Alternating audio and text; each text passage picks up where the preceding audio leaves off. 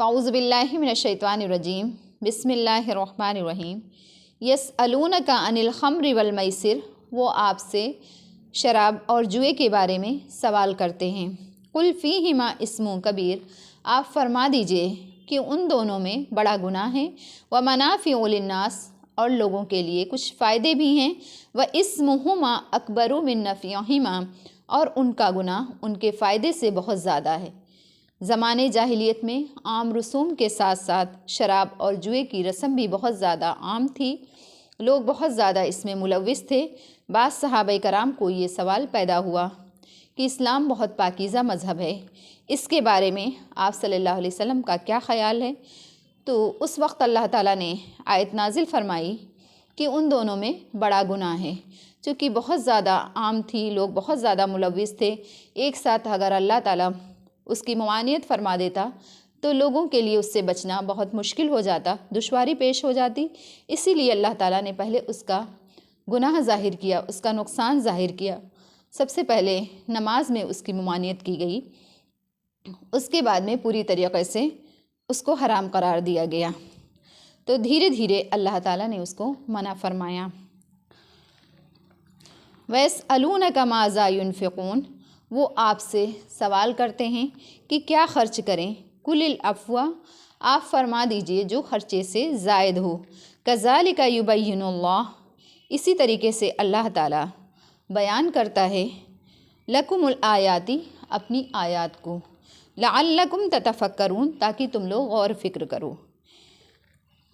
اب صحابہ کرام یہاں پر دوسرا سوال یہ کہ کیا خرچ کریں، یعنی یہاں خرچ کرنے سے مراد نفلی صدقات ہے، ضرورت سے جو زائد چیزوں کے بارے میں ہے، نفلی صدقات کے بارے میں ہے۔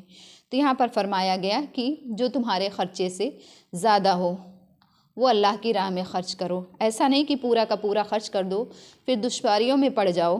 اسی لیے جو یعنی تم بھی مشکل میں نہ پڑو اور دوسروں کا بھی اس سے فائدہ ہو، اللہ کی راہ میں خرچ کرو۔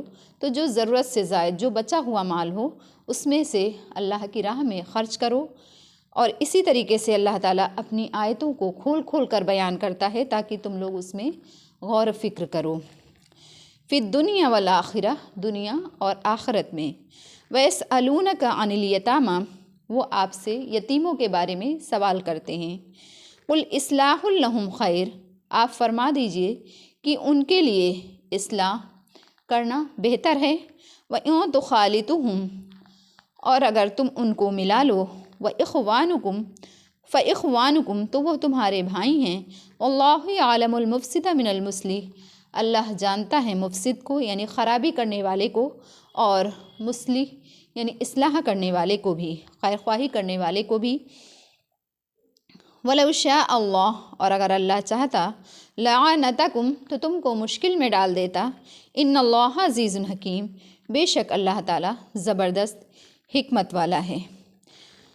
پھر وہ آپ سے یتیموں کے بارے میں بھی سوال کرتے ہیں کہ ان کو کس طریقے سے ان کی اصلاح کی جائے۔ تو یعنی اگر ان کا مال ایک دم الگ تھلگ کر کے الگ ان کے لیے کھانا وغیرہ بنایا جائے تو اس کے لیے اور لوگوں کو بھی دشواری پیش آتی، تو اسی لیے اللہ تعالیٰ یہاں بیان فرما رہا ہے کہ اگر تم ان کو ملا لو، یعنی ان کے مال کو اپنے ساتھ اگر ملا لو، لیکن تمہاری نیت اصلاح کی ہو، اس میں خیانت کرنے کی نہ ہو، وہ تمہارے بھائی ہیں، اور اگر تمہارے دلوں میں ان کے خلاف ان خیانت کے لیے کوئی جذبہ ہوگا بھی تو اللہ تعالیٰ اس کو جانتا ہے۔ اللہ تعالیٰ مفسد اور اصلاح کرنے والے کو بخوبی جانتا ہے، چونکہ اللہ تعالیٰ تو دلوں کے بھیدوں سے واقف ہے۔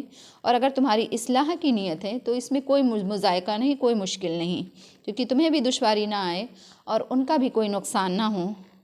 وَلَوْ شَاءَ اللَّهُ لَعَانَتَكُمْ، اور اگر اللہ چاہتا تو تم کو مشکل میں ڈال دیتا۔ إِنَّ اللَّهَ عَزِيزٌ حَكِيمٌ، بے شک اللہ تعالیٰ زبردست حکمت والا ہے۔ صدق اللہ العلی العظیم۔